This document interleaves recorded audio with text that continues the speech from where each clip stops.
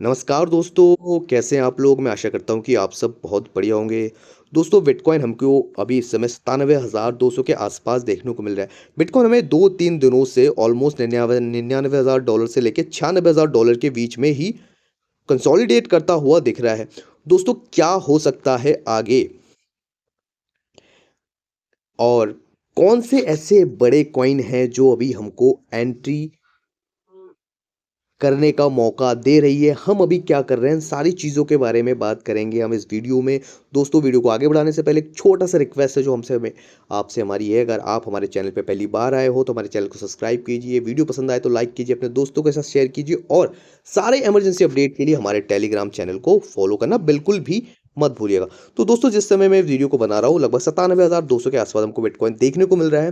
देखिए, ये जो रेड बॉक्स आप देख पा रहे हैं, मुझे लगता है कि ये जो 93 से 93,000 डॉलर से लेके 95,000 का ये ज़ोन है, मुझे लगता है कि बिटकॉइन एक बार यहाँ पे आ सकता है और उसके बाद हमको यहाँ से अपसाइड की तरफ मोमेंटम मिलती हुई दिख सकती है। बट जो मेन रीज़न है जो बिटकॉइन में ये भी साइडवेज और अभी डाउन साइड मार्केट क्यों घूमता हुआ दिख रहा है? देखिए, बिटकॉइन हमको कुछ दिन पहले अभी लगभग 91,000 डॉलर के आसपास आते हुए देखा था। उसके बाद उसी दिन हमको एक रिवर्सल जो कि ऑलमोस्ट ऑलमोस्ट 10,000 डॉलर के आसपास की एक कैंडल बनी थी और फिर उसके बाद हमको धीरे-धीरे इसी लेवल पे आते हुए दिख रहा है और हमको भी लगभग 50 डेली मूविंग एवरेज के नीचे फिलहाल देखने को मिल रहा है।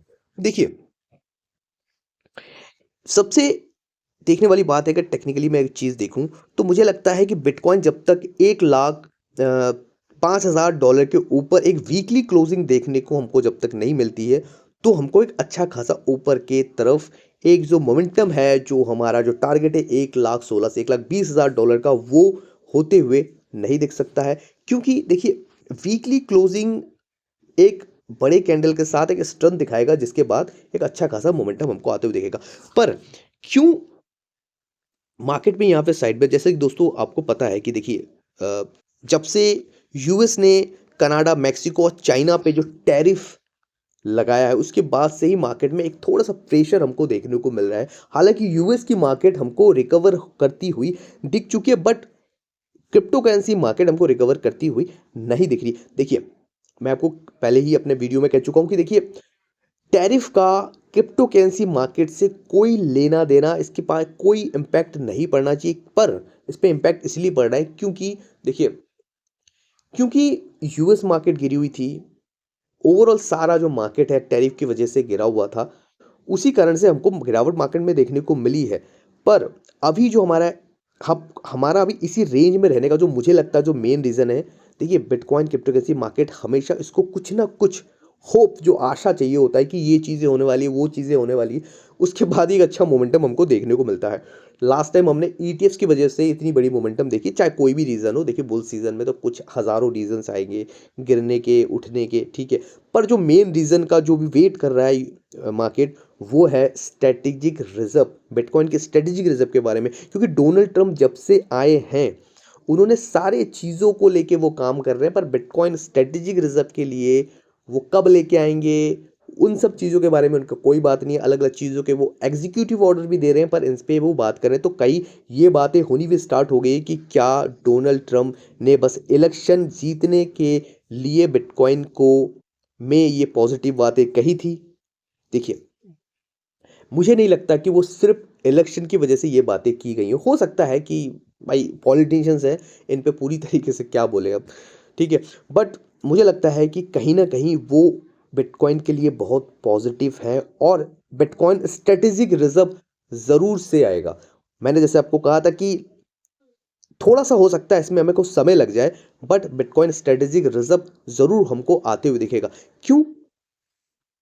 देखिए, बट जो वर्ल्ड लाइब्रेरी फाइनेंस है, जो कि डोनाल्ड ट्रम्प की कंपनी है, वो मिलियंस में इथेरियम बाय कर रही है, मिलियंस में बिटकॉइन बाय कर रही है।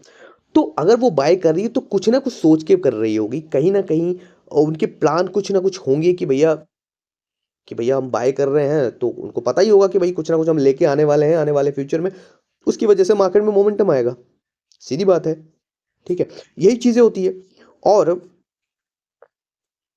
जो चीज़ें निकल के आ रही हैं, वो मार्केट को अच्छा नहीं लग रहा है कि मार्केट को चाहिए यार एक बता दो कि भैया 20 तारीख को आने वाला है, मार्च को आने वाला है या फरवरी को आने वाला है स्ट्रेटेजिक रिजर्व और अप्रूव हो चुका है, तो ये मोमेंटम करना स्टार्ट हो जाएगा। इसी कारण से डोनाल्ड ट्रंप कहीं न कहीं भाई देखिए वो एक बिज़नेसमैन है और वो अपना फ़ायदा भी चाहेंगी, इसीलिए जो वर्ल्ड लाइब्रेरी फाइनेंस है, वो इथेरियम बहुत बड़ी मात्रा में एक्यूमुलेट कर रही है। इथेरियम क्यों? जिस तरीके से बातें सुनने में आ रही है कि इथेरियम मतलब तो हो सकता है कि यूएस में बिटकॉइन रिजर्व की वजह हो सकता है कि हमको क्रिप्टो रिजर्व आते हुए दिखे। तो उस कंडीशन में हमको हो सकता है जो इथेरियम वो इतनी बड़ी मात्रा में बाय कर रहे हैं, ओंडो फिर अलग-अलग जो कॉइन्स है वो बाय कर रहे हैं, तो कहीं न कहीं हो सकता है ये रीज़न है जिसकी वजह से वो बाय कर रहे हैं, कुछ भी हो सकता है मार्केट में, ठीक है? तो यही सारी चीज़ें हैं। बाकी अगर मैं बात करूँ अभी क्या मुझे लगता है तो देखिए ये एक ज़ोन है मुझे लगता है कि यहाँ के आसपास मार्केट को इसके नीचे नहीं जाना चाहिए। बाकी अगर हमको कोई डेली क्लोजिंग अगर $91,000 के नीचे देखने को मिलता है तो हो सकता है कि मार्केट हमको नीचे जो कि $88,000 का जो एक रेजिस्टेंस है वहाँ तक भी हमको लेके आ सकता है। जो हमारा एक चार्ट जो हम हमेशा आपसे शेयर करते हैं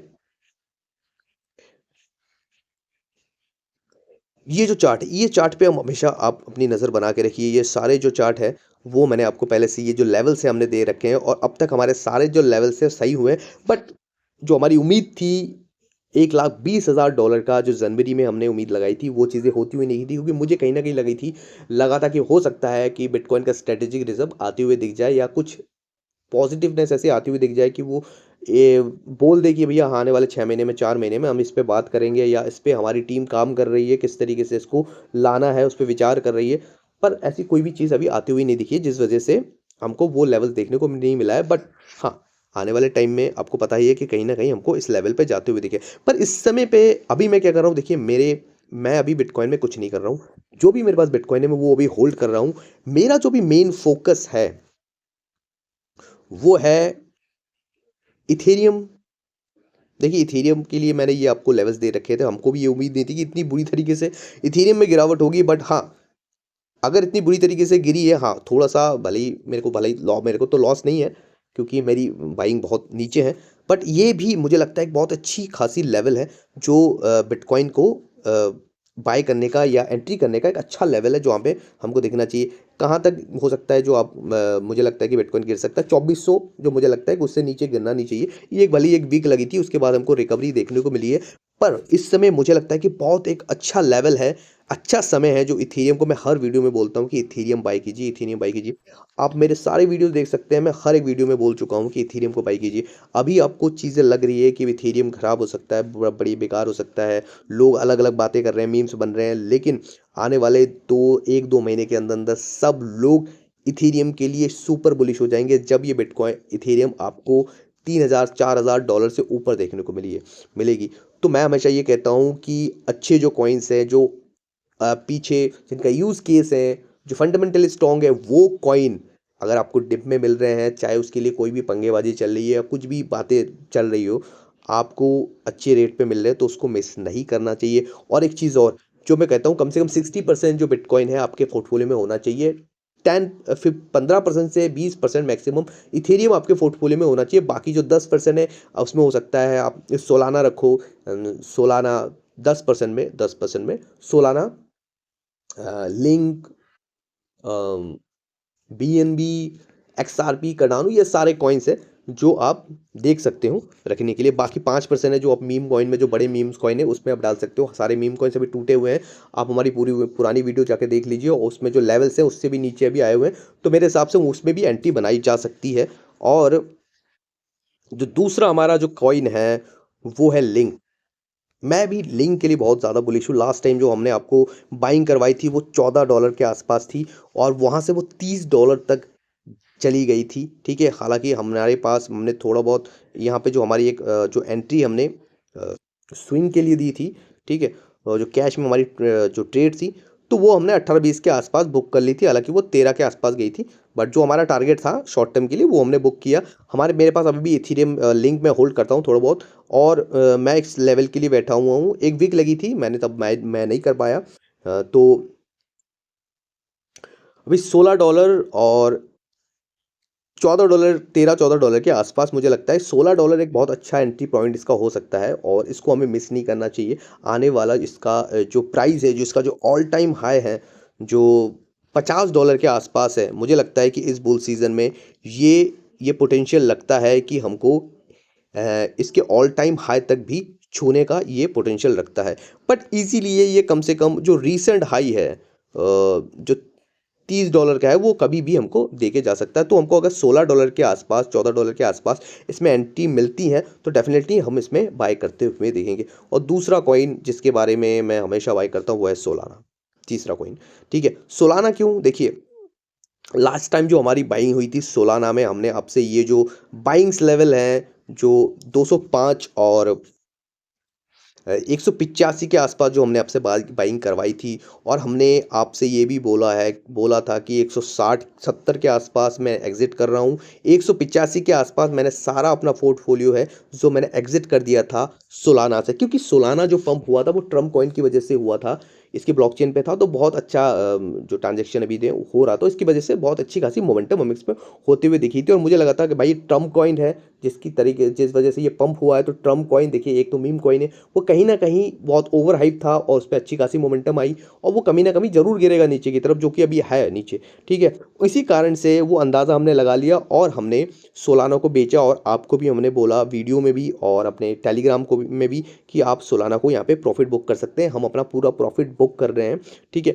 और दोबारा हमने जिस लेवल पे आपको बाइंग करने के लिए बोला, वहाँ पे ये दोबारा आ चुका है। तो यहाँ पे एक अच्छा लेवल हो सकता है, पर अगर आप सेफ जाना चाहते हैं कि आपको लगता है बहुत अच्छी और गिरावट हो सकती है, आपको लगता है कि आपको सेफली बाय करना है, आप डरे हुए हैं, तो मुझे लगता है कि 164 जो एक लेवल है, जहाँ पे एक लास्ट बाइंग मुझे लगता है यहाँ पे अगर मिलता है तो बिल्कुल भी आपको मिस नहीं करना चाहिए। मैं फ़िलहाल बाय कर रहा हूँ और इथेरियम, सोलाना, लिंक, ये 3 चीज़ें जो है मेरे हिसाब से एक अच्छे लेवल पे है, जिसको हमें मिस नहीं करना चाहिए। बाकी एक्सआरपी के बारे में कुछ लोग पूछ रहे हैं। देखिए मेरे पास एक्सआरपी का अच्छी खासी एक्सआरपी थी, जो मैंने ऑलमोस्ट बाय किए थे लगभग 55 सेंट के आसपास, और उसको मैंने इस लेवल के आसपास है, जो ये लेवल है जहाँ पे मैंने एग्ज़िट कर दिया था लगभग अपना 50-60% मैंने एग्ज़िट कर दिया था, लगभग 2.8 के आसपास या 2.7 के आसपास मैंने एग्ज़िट कर दिया था।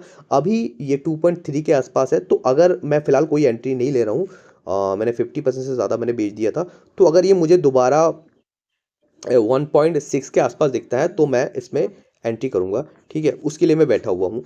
बाकी अगर मैं बात करूँ आपसे लिंक में, इथेरियम अभी बिटकॉइन के जो पीयर में है, एक ये जो पीली वाली आप लाइन देख रहे हैं बहुत ही अच्छा रेजिस्टेंस है, मुझे लगता है कि यहाँ से इसमें एक पुल बैक आ सकता है। और बिटकॉइन और इथेरियम के पेयर में ये चार्ट मैं आपको दिखा रहा हूँ, और ये एक स्ट्रॉन्ग रेजिस्टेंस है, और देखिए काफ़ी समय से 2-3 दिनों से इसी लेवल के आसपास घूम रहा है, और मुझे लगता है यहाँ से एक अच्छा खासा मोमेंटम अपसाइड की तरफ देखने को हमको मिल सकता है। बाकी सारे ऑलमोस्ट सारे कॉइन्स अभी हमको गिरते हुए नीचे की तरफ दिख रहे हैं। बस यही सारी चीज़ें हैं जो अभी देखने को मिली। कुछ